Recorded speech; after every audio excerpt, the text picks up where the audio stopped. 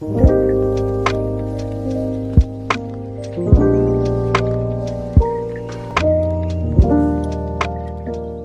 à tous and welcome back to my channel, j'espère que vous allez bien. Aujourd'hui je vous retrouve pour une nouvelle vidéo et pour une fois je vais aborder un sujet que j'ai pas l'habitude d'aborder sur cette chaîne. Je vais vous parler de mes expériences paranormales, de mon vécu vis-à-vis des sciences occultes, de mes croyances à ce niveau-là, etc., etc. Avant de commencer la vidéo, je tenais à souhaiter un joyeux Lita à tous ceux qui le fêtent. Pour ceux qui ne savent pas ce que c'est une fête païenne, c'est le solstice d'été. Et si vous voulez d'autres informations, bah Google est votre ami, hein.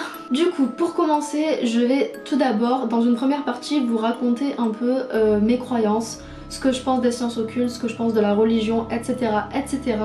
Et ensuite, dans une seconde partie, vous donner peut-être 2 ou 3 expériences paranormales qui me sont arrivées dans ma vie.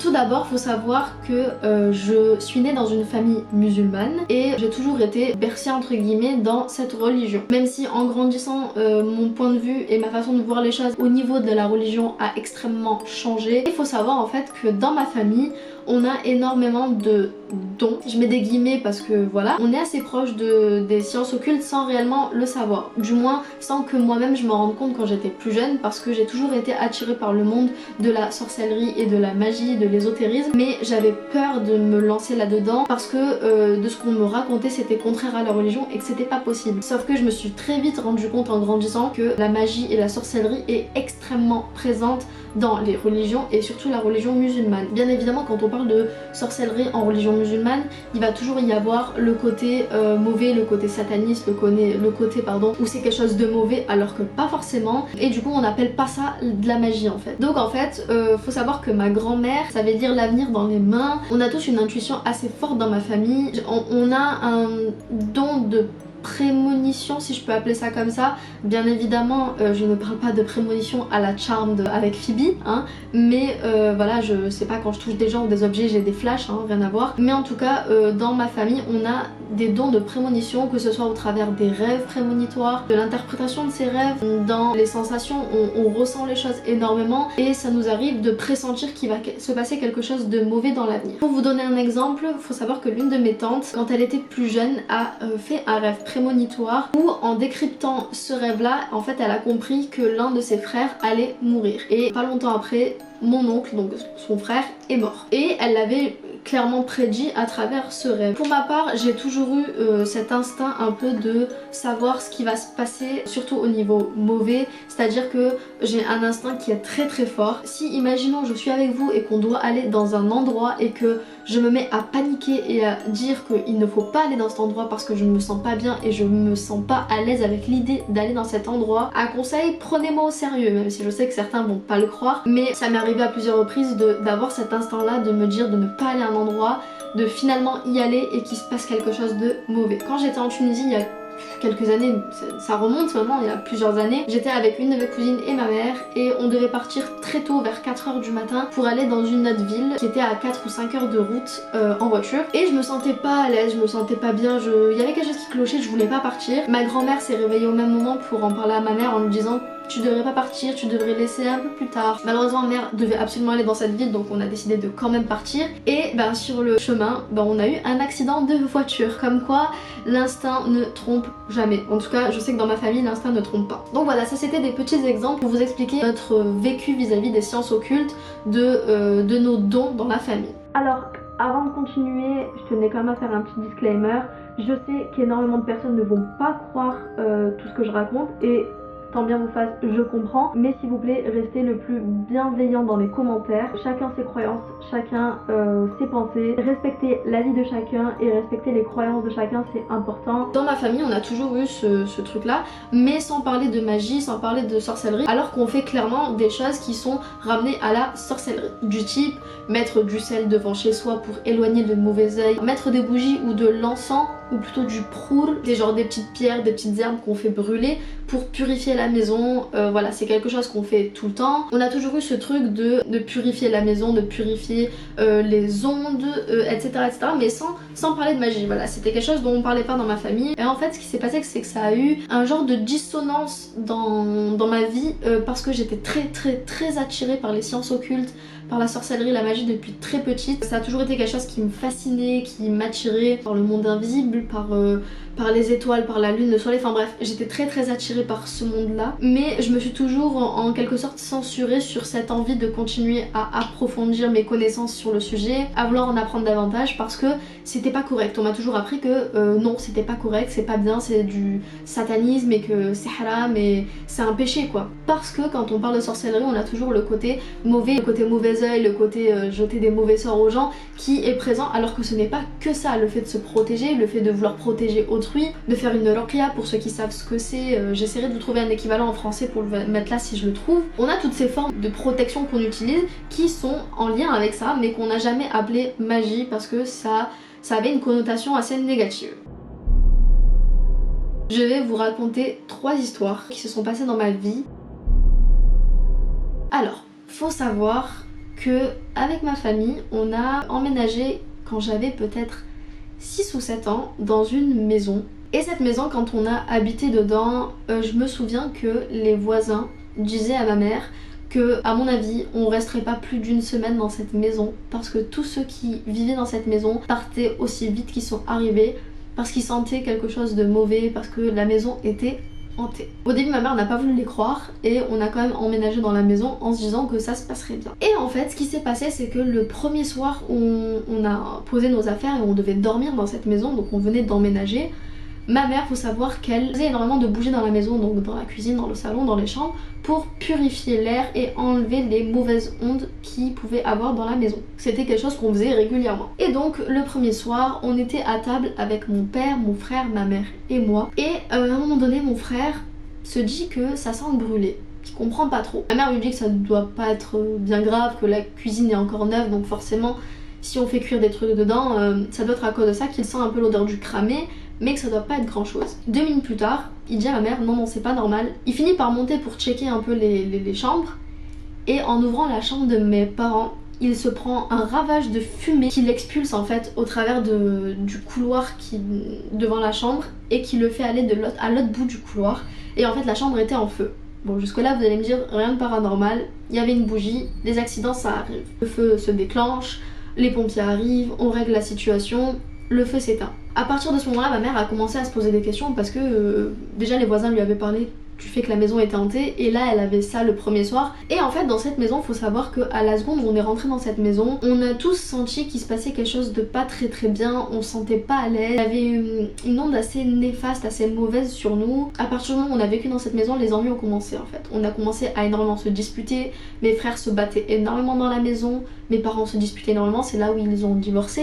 Bref, c'est là où tous les événements de notre vie, d'un côté négatif, mauvais, a commencé à se faire ressentir. Et en fait, petit à petit, que ce soit mon frère, ma mère ou moi, on a commencé à ressentir des choses assez mauvaises, c'était assez pesant, c'était assez lourd, mais aussi à entendre des choses. Alors moi, faut savoir que dans la maison, il y avait 3 chambres et que j'étais dans la plus petite des chambres. La plus petite des chambres était la chambre qui était la plus froide et qui avait le moins de soleil qui passait. Alors que clairement, si je vous fais un schéma, ma chambre et celle de mes frères étaient exactement dans le même sens. Donc les fenêtres au même endroit, donc le soleil s'il passait dans une chambre devait passer dans l'autre. Sauf que bizarrement cette chambre était très sombre et très froide surtout. Et quand j'étais petite, j'avais pour habitude quand je rentrais dans cette chambre de parler à voix haute. Et du coup, quand je rentrais dans cette chambre, je me sentais obligée, c'était pas un ami imaginaire que je m'étais créé pour m'amuser, mais je me sentais obligée de parler toute seule à voix haute parce que j'avais peur. J'avais extrêmement peur de cette chambre. Pour me rassurer, je rentrais dans ma chambre et je parlais seule. C'est-à-dire que je demandais à la personne qui était dans la chambre si ça allait, si elle ne s'était pas ennuyée dans la journée toute seule,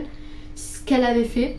Je sentais qu'il y avait quelque chose dans cette chambre, c'était très pesant. Je sentais qu'il y avait quelque chose qui était présent tout le temps avec moi dans ma chambre en fait. Et en fait un soir ce qui s'est passé c'est que ma mère m'avait acheté une poupée, vous savez les poupées qui font cette taille, donc elles font la taille d'un enfant quoi. Et quand on appuie sur le ventre de cette poupée, elle se met à chanter. Donc voilà, j'avais un nouveau jouet, j'étais contente, je jouais avec. Et un soir, avant d'aller dormir, donc je range la poupée dans l'armoire qui est dans ma chambre. Et je pose la poupée sur tout ce qu'il y a, c'est-à-dire que rien ne peut tomber sur la poupée et déclencher son ventre en fait pour qu'elle chante. Et peut-être vers 2-3 heures du matin, j'entends la poupée chanter toute seule.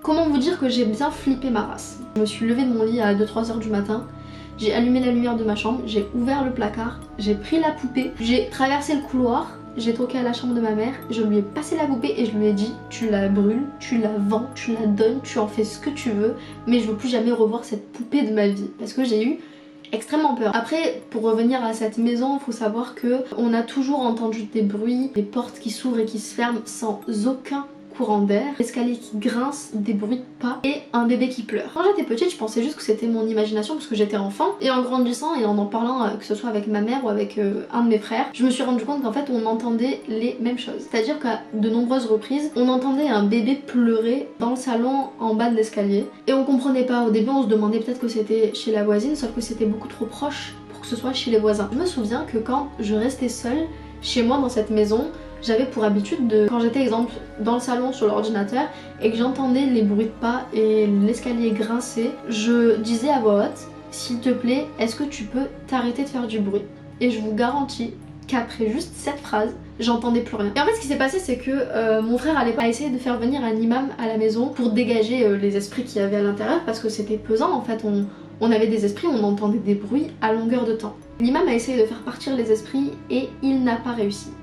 Il a dit à mon frère très clairement, soit vous partez de cette maison, soit vous allez être obligé de cohabiter avec les esprits parce qu'ils sont tellement rattachés à cette maison qu'ils ne veulent pas partir. Et bah du coup, pas le choix, on a dû cohabiter avec les esprits. Et jusqu'à aujourd'hui, je ressens encore leur présence, mais ça fait des années, enfin je veux dire j'ai 22 ans aujourd'hui, quand j'ai emménagé là-bas j'avais 6 ou 7 ans, donc ça fait longtemps. Même si cette maison nous a apporté énormément de problèmes, on a réussi à cohabiter avec ces esprits et à ne plus se sentir mal entre guillemets, dans le sens en fait où on n'a plus cette lourdeur, ce mauvais truc dans cette maison. Juste de temps en temps, personnellement j'entends encore des bruits et je demande juste à l'esprit d'arrêter de faire du bruit et ça se calme. Enfin bref voilà, cette première histoire était sur l'histoire de ma maison et du coup voilà, je vais passer à la deuxième histoire. La deuxième histoire concerne encore une maison. Décidément, les maisons hantées dans notre famille, c'est voilà, hein, on a l'habitude quoi. Ma tante vivait dans une maison de campagne, une très grande maison de campagne, dans une petite ville du sud de la France. Et elle est dans un coin paumé, c'est-à-dire qu'il n'y a aucun habitant autour. Et en fait, ma tante avait énormément d'hectares. Faut savoir que cette maison était extrêmement flippante. Que ce soit ma tante, mes frères, moi, on a toujours eu une très mauvaise sensation en étant dans cette maison. Et comparé à ma maison là où je vivais avant, c'était déjà plus gentil que là où vivait ma tante. Là où vivait ma tante, c'était déjà très grand, donc forcément ça fait encore plus peur les maisons grandes. Et surtout ma tante à l'époque vivait avec donc mon oncle, donc son mari, mais il était jamais à la maison parce qu'il partait chasser toute la journée. Donc elle se retrouvait très souvent seule à la maison. Elle a failli devenir complètement folle en fait à cause de cette maison qui lui faisait peur. Elle entendait des bruits, elle sentait des présences très mauvaises. À de nombreuses reprises, elle se retournait en pensant qu'il y avait quelqu'un dans la maison et il n'y avait personne. Très honnêtement, cette maison me fait tellement peur que parfois je fais des cauchemars sur cette maison pour vous dire. Ma mère et moi, on avait l'habitude quand j'étais plus jeune de passer les week-ends chez ma tante. C'est-à-dire que la semaine je la passais dans ma ville à moi et un week-end de temps en temps on allait chez ma tante. Et en fait quand on allait le week-end là-bas, ma mère et ma tante aimaient bien sortir faire les boutiques, sauf que moi je supportais pas ça parce que bah, ça durait 6 heures. Donc je décidais de rester seule dans cette maison. Voilà, quelle idée. Et en fait ce qui se passait dans cette maison c'est que ma tante avait un très grand salon et une grande cuisine également, et elle avait 2 télés, une dans le salon, une dans la cuisine. Et du coup selon ce que j'avais envie de faire, si j'avais envie de manger en même temps ou si j'avais envie de me poser dans le canapé et m'allonger ou quoi, je décidais de me mettre soit dans le salon soit dans la cuisine. Et je passais la journée devant la télé tranquille quoi. Sauf que à plusieurs reprises j'entendais des bruits de pas, la lumière du couloir qui s'allumait et qui s'éteignait. Je sais pas comment expliquer mais c'est vraiment un couloir très long qui était dans la pénombre totale. Même quand on allumait la lumière c'était très sombre. Et en fait la lumière de ce couloir s'éteignait et s'allumait quand elle voulait. Il n'y avait aucun problème avec l'électricité, ça marchait très bien. Mais juste la lumière s'éteignait et s'allumait de temps en temps quand elle avait envie. Pareil pour la télé, à combien de reprises la télé, quand j'étais dans le salon, la télé de la cuisine s'allumait et vous savez un peu comme dans The Ring. Bref, il y avait plein de choses comme ça. Je me suis sentie tellement mal dans cette maison. Ma tante avait 2 chambres dans cette maison. Et l'une des chambres c'était celle où elle dormait elle et son mari. C'était une chambre que très honnêtement c'était juste pas possible de rester dedans. Au bout de 2 minutes t'avais envie de sortir tellement tu sentais qu'il y avait quelque chose de mauvais, de quelque chose qui voulait pas que tu sois là. Et en fait quand mon oncle est mort, on a fait une veillée et on a mis son corps dans cette chambre pour que les gens viennent le voir, lui disent adieu avant de l'enterrer en fait. Et je suis rentrée toute seule à peut-être l'âge de 12 ou 13 ans dans la chambre pour dire adieu à mon oncle parce que c'était un oncle à qui je tenais énormément, que j'aimais beaucoup. Je me suis assise sur la chaise à côté du lit et littéralement j'ai senti quelqu'un me poser ses mains sur mes épaules. Quand je repense à ça, ça me donne toujours les frissons, mais réellement je sentais un souffle dans mon cou, les mains posées mais qui essayaient vraiment de m'écraser. Et je me suis sentie tellement mal qu'au bout de vraiment 30 secondes, je me suis levée en vitesse et je suis sortie de la chambre. C'était juste pas possible. Après ce jour-là, ma tante a été incapable de redormir dans cette chambre seule. Elle avait beaucoup trop peur parce qu'elle sentait aussi ces énergies négatives. Et du coup, un de mes frères a dû passer plusieurs semaines, je crois, avec elle pour pas qu'elle ait peur. Après ça, je vous rassure, elle a vendu la maison et n'y est plus jamais retournée.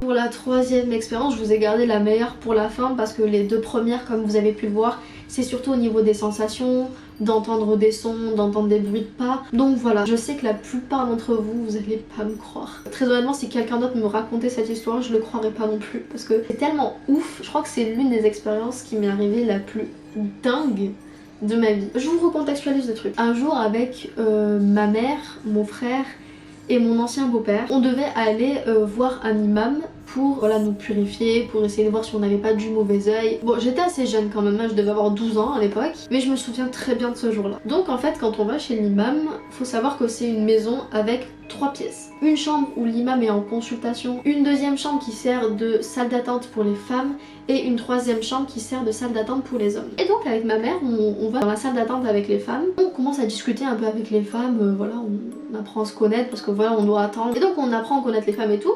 Et en fait, il y a une femme qui devait peut-être avoir la vingtaine, peut-être 25 ans à l'époque, une française en fait, blonde, yeux bleus, voilà, qui en fait s'était convertie à l'islam. Donc elle était avec son voile, tout ça et tout. Et on était un peu intrigués de savoir pourquoi elle s'était convertie. Elle nous explique un peu et tout, donc on trouve ça trop cool et tout, c'est sympa pour elle, elle a trouvé sa voie, elle est heureuse comme ça, donc tant mieux. Et à un moment donné, on entend l'imam commencer à réciter le Coran. Du coup, par respect, on se tait. Et d'un coup, les gars, je vous jure, elle commence à trembler. Mais à trembler comme si elle faisait une crise d'épilepsie en fait. Et en fait, elle commence à hurler, à crier à la mort. Et je vous jure, c'est pas une blague, je ne suis pas en train de l'inventer. Sa voix se met à changer, elle prend une voix grave et elle commence à insulter. Très honnêtement, j'étais tellement sous le choc à ce moment-là que je pourrais pas vous redire exactement ce qu'elle disait. Elle était vraiment en train de crier, de hurler. Et à un moment donné, l'imam donc l'entend et rentre dans la pièce. Il lui met la main contre son front et essaye de la calmer en récitant des versets du Coran. Et en fait l'imam, je sais pas comment il a réussi, mais en tout cas il a fait partir ce qui se passait. Et du coup donc l'imam, quand il arrive à calmer cette femme, il repart dans la pièce et il continue ce qu'il est en train de faire. Sauf qu'on sentait qu'elle allait pas bien et elle recommence. C'est arrivé 2 fois les gars, 2 fois en moins de 5 minutes. Elle recommence à hurler, à crier, à insulter, à prendre une voix très grave, elle avait plus du tout sa voix. Elle parlait dans... Je sais même plus si elle parlait français, arabe, latin. Très honnêtement, je me souviens pas, mais elle parlait une langue chelou. Et du coup, l'imam est revenu, il a recommencé, etc., etc. Et il a fini par la calmer. Et après ce moment-là, ça n'est plus réarrivé. Vraiment, peut-être qu'en vous la racontant comme ça, c'est pas ouf pour vous. Mais c'était flippant comme pas possible. Ça a été l'expérience la plus ouf et la plus dingue de ma vie. Jusqu'à aujourd'hui, je saurais pas l'expliquer. Quand je raconte cette histoire, les gens soit me croient pas, soit me disent que c'est dingue. Et oui, c'est complètement dingue. Et voilà, en fait, c'est ce qui est arrivé en fait. Donc j'ai eu droit de mes propres yeux à voir un exorcisme. Je vais m'arrêter là parce que la vidéo va être assez longue, je pense. Si vous voulez une deuxième partie de cette vidéo où je vous raconte d'autres expériences paranormales qui me sont arrivées, dites-le moi en commentaire. En tout cas, la vidéo est terminée, j'espère qu'elle vous a plu. Dites-moi en commentaire si vous voulez une deuxième partie, dites-moi en commentaire si vous voulez une autre vidéo. Abonnez-vous à la chaîne, lâchez un petit pouce bleu, abonnez-vous à mon Instagram et je vous dis à la semaine prochaine et je vous fais plein de bisous.